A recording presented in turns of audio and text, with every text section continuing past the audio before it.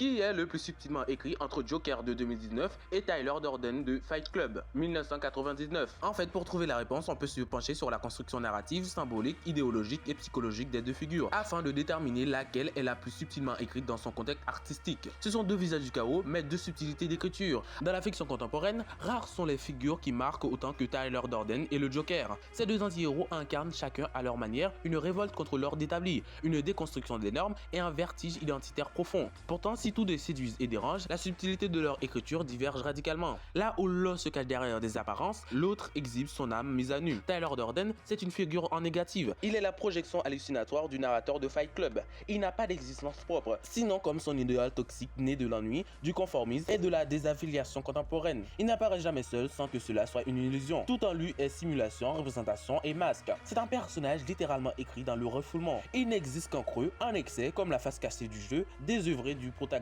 principal. Cette structure narrative rend Tyler fondamentalement insaisissable. Son existence elle-même est une énigme, et tout ce qu'il dit doit être relu à travers le prisme de la scission morale. Tyler n'est pas un homme, c'est un besoin. Son écriture est donc délibérément opaque, marquée par le double langage. Chaque discours de Tyler peut être lu comme une révélation lucide, comme une rationalisation délirante. Sa nature biface rend tout jugement sur lui moralement instable. Le Joker de Todd Phillips est à l'inverse une personne avant d'être une symbole. Il s'appelle Arthur Fleck, a une histoire, une mère malade, une pathologie neurologique.